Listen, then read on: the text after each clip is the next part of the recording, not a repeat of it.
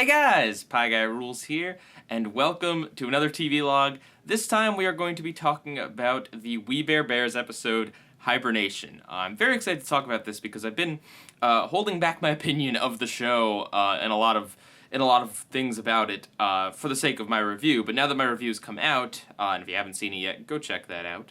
I can talk about the show. And this episode is like, this would be a great jumping on point for the show. Because it really kind of just shows you how cute and sweet and nice and good this show is. How even though there are conflicts and plots, as there kind of has to be in any show, they're still so like nice and sweet, and characters don't really get mad at each other. They just kind of they fight like brothers, and there's little arguments, but no anger. There's no at the end of the episode, Grizz doesn't have to, like, beg for his brothers to forgive him or anything. They're just willing to forgive him with open arms. And, like, the little things like the last scene where they're sitting out under the stars, like, stuff like that. Those little moments are We Bare Bears-ish. And I wanted to, when I made my review, I wanted to compare the show to, like, something like Angry Beavers or Cat Dog, because they're talking animal shows, and in a way this has some things to do with them, but in a lot of other ways it has nothing to do with them. This isn't a loud, wacky, zany, off-the-wall cartoon. It does have energy to it sometimes, but in general, it's a very laid-back experience. It's a very relaxing experience. So let's see what notes I have here. Let's see. Where do they get the money? Where do the Bears get the money for this stuff? And this is probably a question that's never going to be answered. Maybe it will. Probably not. It's just kind of one of those things you got to roll with. But it's still kind of funny that they're buying like all this food and stuff, and they don't have jobs. It was explicitly stated in the previous episode about the cupcakes that was their first job, and yet at that point they had already had their laptop and stuff. So where are they getting money? Maybe the government's like funding them or something. Because they're like, they're bears. I don't know, but it's just kind of like one of those things to think about. Someone had mentioned in the comments that the show of my review, that the show makes the food, like all the food on the show, looks really appealing. And I gotta say, now that I'm starting to notice it, I definitely agree.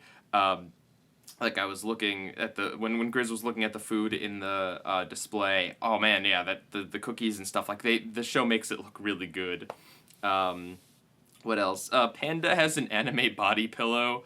That's just like such a strange detail to put in. If you notice when Grizz eats his food, he's eating Pocky. Man, Panda is such an otaku. If I had to bet, they're gonna have an episode dedicated to that. Something really interesting is the whole Ice Bears thing. Ice Bear calls other polar bears in this episode Ice Bears. He's like, Ice Bears do this, Ice Bears do that. Which kind of makes me think, and people have speculated on this before, that Ice Bear doesn't actually have a name. That's just the name of his species, or that's what he calls his species. And he doesn't have a name. And this kind of goes along with the fact that apparently no one's ever called him Ice Bear on the show, or maybe it's happened once or twice, but in general they don't refer to him as Ice Bear. The only one that refers to him as Ice Bear is Ice Bear, interestingly enough, and also the fact that he doesn't speak as a child, which means there's probably some really interesting backstory to that, because if he doesn't speak, how would Grizz and Panda know his name? Or how would he, how would they, interesting. It's interesting to think about. That's something that I betcha would be explored in a backstory episode. Seeing as that's what they're doing now, they just do these episodes with their cubs. I wouldn't be surprised if we got to see one before the three of them became brothers, so to speak. Unless they are just born brothers, but that's definitely debunked. As of this episode, that shows that they are definitely like different species, and species do mean something on this show. It's not one of those cartoons where like, mama had a chicken, mama had a cow. You know what I'm talking about? I love Ice Bear's quote: "The world isn't ready what Ice Bear can do, for what Ice Bear can do."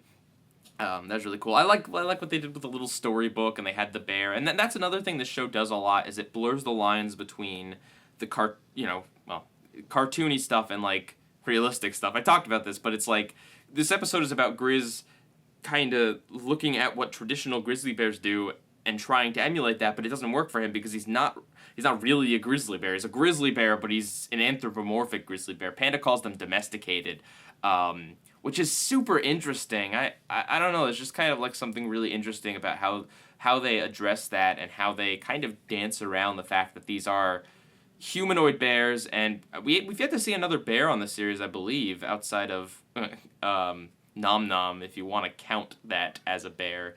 But we haven't seen. I don't think we have. We've seen other woodland animals.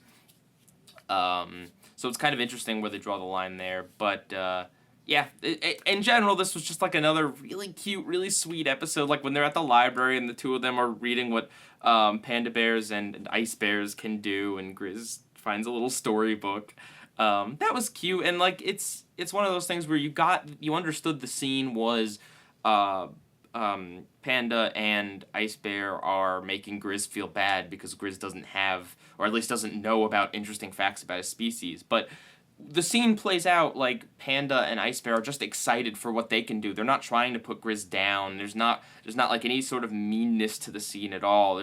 They're excited for what they can do, and they're kind of caught within their books and, just kind of accidentally leaving Grizz out of it. And I love the little Ice Bears hibernate, only lady Ice Bears. Like there's just a funny little moment. But yeah, there's not really too much to say. It's just like a simple, cute little show that has these simple, cute little episodes. Not to say that the show doesn't have like a lot of layers or such. Just that it's like, I don't know. It's all just very simple. Like it's kind of it's interesting that this evolved from a webcomic because it does kind of feel a little bit like a webcomic where the story is kind of, you could tell the story of this episode in like 3 panels. Like, Panda and Ice Bear saying, did you know that pandas can do this? Did you know that Ice Bears can do this? And then Grizz saying, like, I wonder what I can do. And then a panel of him, trying to hibernate, and then a panel of him, like, not being able to sleep. Like that, like you could tell a story in like 3 or 4 panels. And I love that, like the little things of like when Grizz can't sleep, like how he's rolling around and he kicks the pillow, and like that kind of stuff is just so, like, I do that, like that's so relatable. But yeah, if you haven't given the series a chance yet, please do. I would suggest it. But yeah, what did you guys think of this episode? I think it was a pretty good one. I think in general the show is pretty good at having a baseline of episodes that are just good, with only a few that I would consider not very good. But with that, Pie Guy rules.